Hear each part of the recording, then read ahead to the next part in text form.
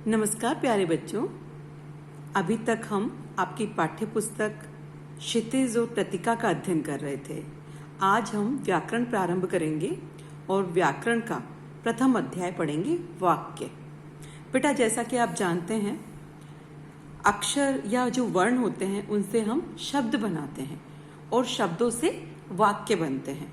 अगर मैं आपसे पूछूं कि वाक्य किसे कहते हैं, सोचिए, तो आपके मन में यही उत्तर आ रहा है कि शब्दों के समूह को हम वाक्य कहते हैं। लेकिन सही उत्तर नहीं कह सकते बेटा।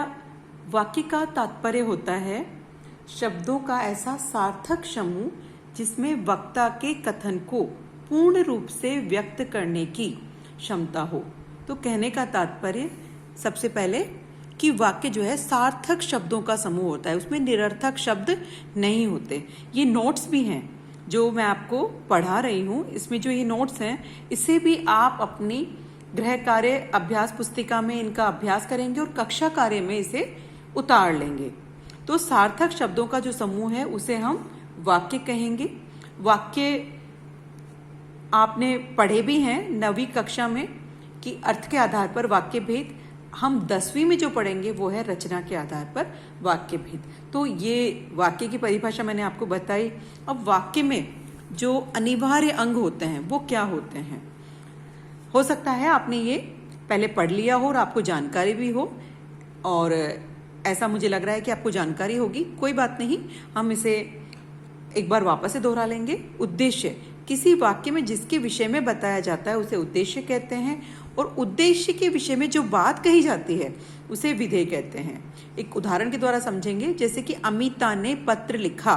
तो अमिता जो है वो हुई उद्देश्य, मतलब हम अमिता के विषय में बात कर रहे हैं, तो उद्देश्य वह होता है जिसके विषय में बात की जाती है। और अमिता ने पत्र लिखा, तो पत्र लिखना जो है विधेय हुआ। तो कहने का तात्पर्य 2 अंग हो गए, उद्देश्य और विधेय। अमिता इसमें उद्देश्य हो गई, और जो अमिता के बारे में बताया जा रहा है वह विधेय हो गया। जैसे कि जहांगीर फुटबॉल खेलेगा, जहांगीर उद्देश्य और फुटबॉल खेलना विधेय। अब हम सीधे आ जाएंगे रचना के आधार पर वाक्य भेद। बेटा, रचना के आधार पर वाक्य जो है 3 प्रकार के होते हैं। कितने प्रकार के होते हैं? बिल्कुल सही, 3 प्रकार के होते हैं। पहला है सरल वाक्य, दूसरा संयुक्त वाक्य, और तीसरा है मिश्र वाक्य।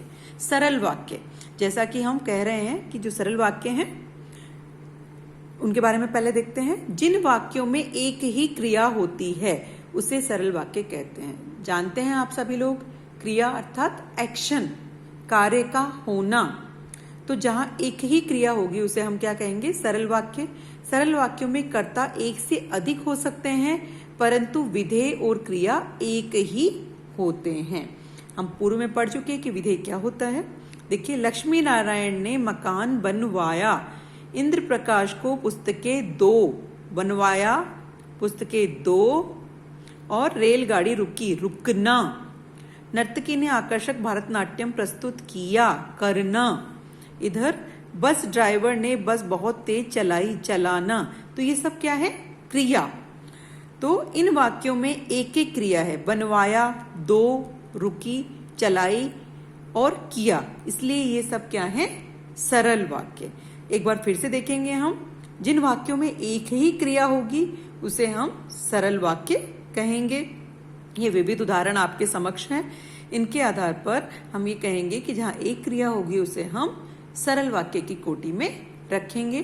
तो आप इसे ध्यानपूर्वक पढ़ें और कम से कम 20 से लेकर के 30 सरल वाक्य बनाएं, ताकि आपको स्पष्ट हो सके कि सरल वाक्य कहाँ किसे जाता है। धन्यवाद।